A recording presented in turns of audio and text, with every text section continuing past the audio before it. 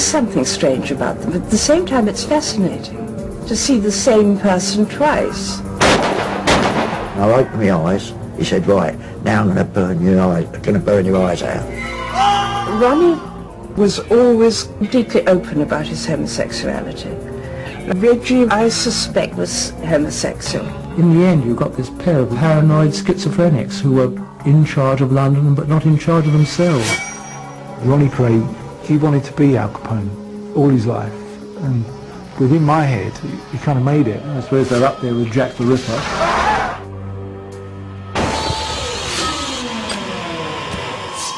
It was the swinging 60s in London. The Beatles and the Rolling Stones were famous, and so were Reg and Ron Kray, Britain's most notorious gangsters. The Kray twins were London's answer to the Chicago Mafia. They ran frauds and protection rackets. Yet they were part of swinging London's in crowd.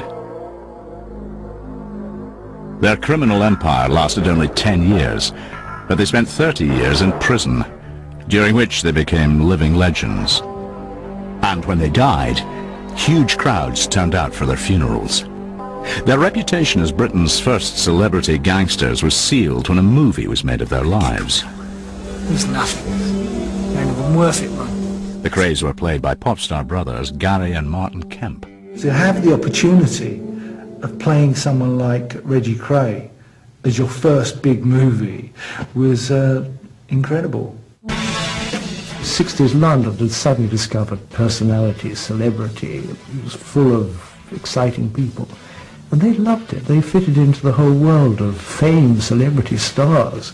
The twins didn't begin their careers in London's glittering West End. They started out in another world, only a few miles away, the poverty-stricken East End. They clawed their way out, using brutality and their special magnetism, recognized even by tough-guy villains like Joey Pyle. It was part of their mystique that they was, you know, this identical side, identical twins. And if you hurt one, you had to hurt the other one. It meant they could fight as one. They had telepathy between themselves. They could understand what the other was doing or saying without actually using any words. It was a partnership. They wouldn't do anything without each other. You understand me? And if one was upset about something, it wouldn't have nobody else around. It was just them to talk about it. The twins were not only physically alike, they were both homosexual, still illegal in 1960s England. Reg fought against it. Ron delighted in it, amazing other criminals like former top safe blower Lenny Hamilton. Ronnie, he didn't like women. The only woman he liked was his mama, all right, Violet. She's a nice woman, you know. And he was homosexual, Ronnie. We knew he liked boys, you know. And where Reggie, he liked girls and boys, you know. Ron was quite remarkable in many ways, and one of the most remarkable things was that he was the first, as far as I can make out, the first gay gangster in England who actually came out of the closet. The Krays' true notoriety came from violent crime. They treated it like any other business, even calling their criminal empire the Firm. The twins' aggression won approval from older violent criminals like Frankie Fraser. When I looked at Ronnie and Reggie, I could tell immediately, always, they had this violence in them, if necessary. They definitely had it, and in abundance. They were dangerous people, and they weren't the kind of people that you'd mess around with. If you messed around with them, then you was going to get it. I was terrified of them, to be honest with you, I was, you know. I don't mind admitting it, you know. But they were animals. Well, animals, you can't get animals. I've got respect for animals. I've got no respect for them too, like, you know. They had that aura about them, and they were powerful, yeah, there's no doubt about it. If they hurt people, they like people to be around them and see it. And this was putting fear into people in the East End, you know. As the Krays built their criminal empire, they decided they didn't just want power and money. They wanted to be famous. They lived the myth. They played a legend. They used to talk about the legend of our lives. In the 1960s, the twins' desire for fame was helped by the explosion of swinging London. It was cool to mix with gangsters, and the Kray twins were unexpectedly hip. The smart set loved their double aura of menace. A whiff of violence was sexy. Ron believed the best way to become living legends was by killing. In the spring of 1966, he decided to put his theory to the test. His chosen victim was a member of a rival gang from South London called George Cornell. Cornell was rumoured to have shot a member of the Krays firm, but on a more personal note, he'd insulted Ron to his face, calling him a poof or homosexual. It's true that George did call him a puff, Ronnie Kray. He did call Ronnie Kray a puff. On March the 9th, 1966, Cornell left South London and drove across Tower Bridge into the Krays' territory, as if issuing a challenge. And it was like something in a feudal battlefield. You know, I'll be there at a certain time. I challenge you to come and do something about it. Worse still, Cornell went into the Blind Beggar pub, just around the corner from the Krays' house in Valence Road. When word reached the twins, Ron made a snap decision and raced to the pub. And Ron knew he had to do something. And what could he do? If he gave in, the whole myth, the whole of this facade that he'd built up around himself would go. So he did what a man had to do.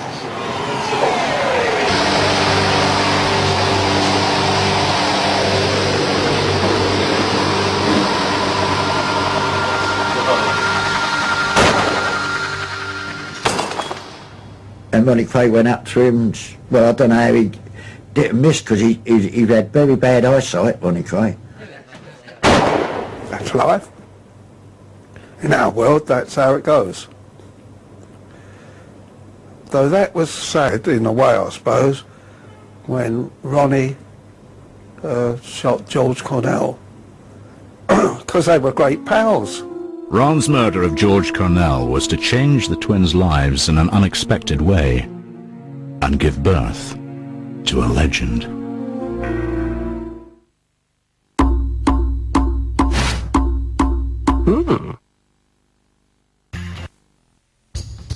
During the 1960s, the Kray twins were criminal aristocrats.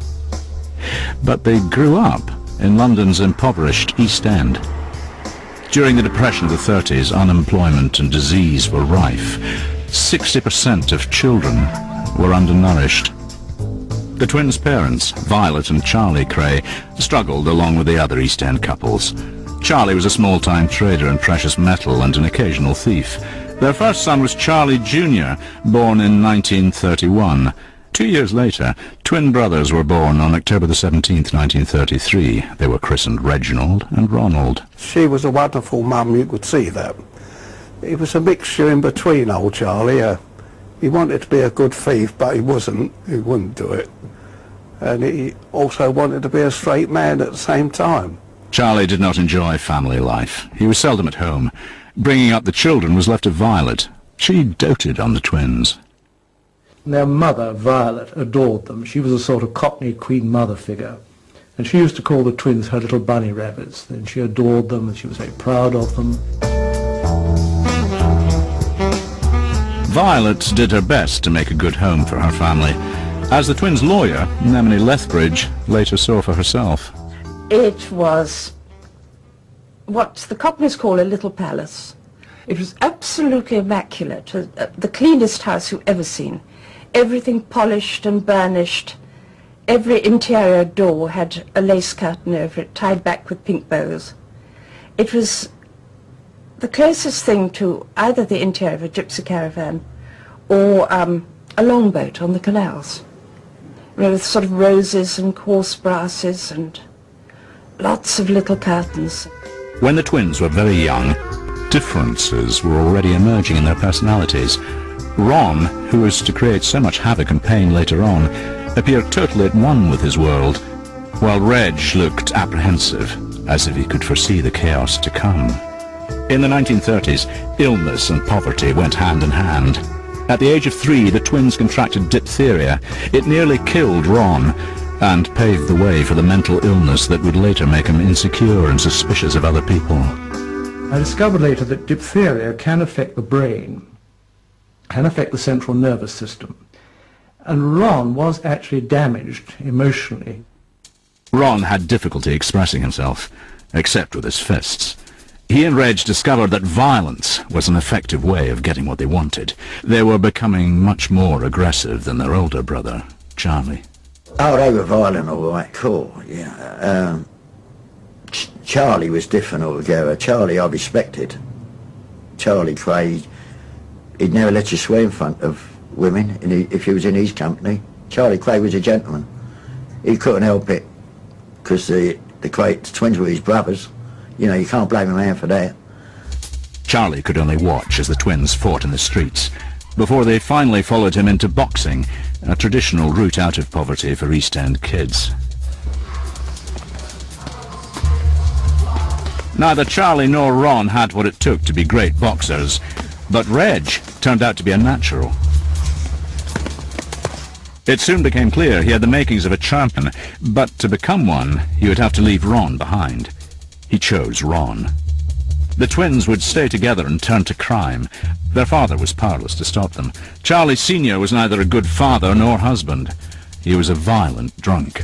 The moment came in their lives when, I think, Ron was then 15, when he saw the old boy trying to beat his mother up, and he hit him.